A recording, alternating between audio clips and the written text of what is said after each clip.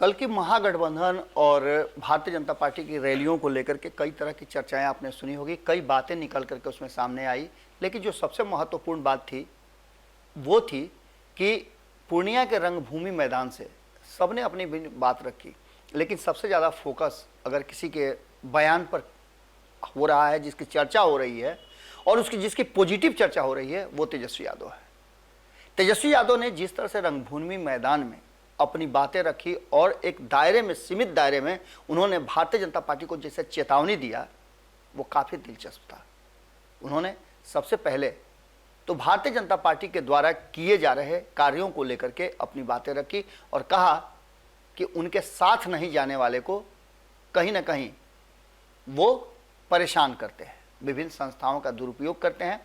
जहाँ तक उन्होंने अपनी बात को रखते हुए कई ऐसी बातें कही, उसमें उन्होंने कहा कि बार बार ये कहना कि जंगल राज है, जंगल राज है, क्या बदल गया है?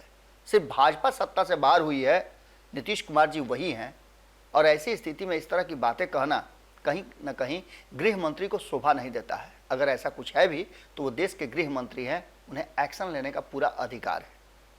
इतना ही नहीं, उन्होंने कहा कि जनता राज से वो डर गए हैं, जंगल राज नहीं है, यहाँ जनता का राज है और उसी से डर करके अमित शाह लगातार बिहार में भ्रमण कर रहे हैं।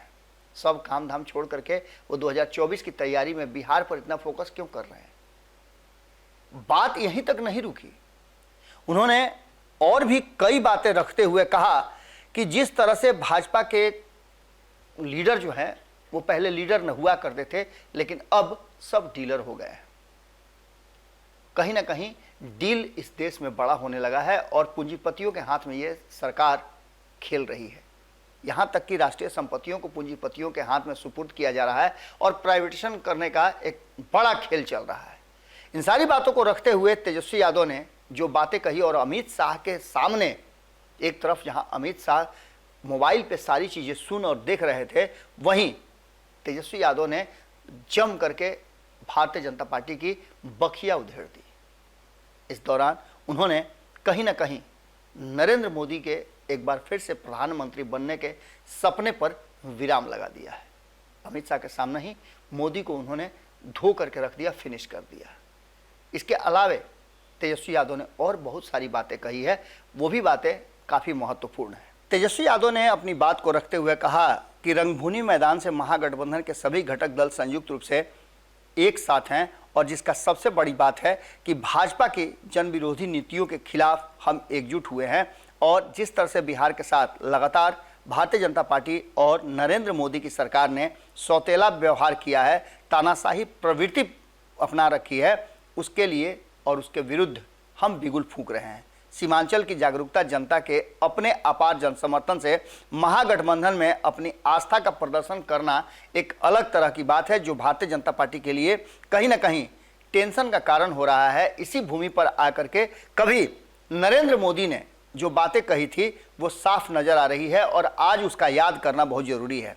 बिहार जब लड़ता है तब दिल्ली हारता है। हम चाहते हैं कि बिहार की तरह दिल्ली से भी धर्म जाति के आधार पर विद्वेष फैलाने वाले और नफरत फैलाने वाले संघी भाजपाई भगाए जाएं एवं लोकतांत्रिक, समाजवादी, विकसित और प्रगतिशील भारत का निर्माण हो, जिसमें अडानी और भगवतिया देवी बराबर हों।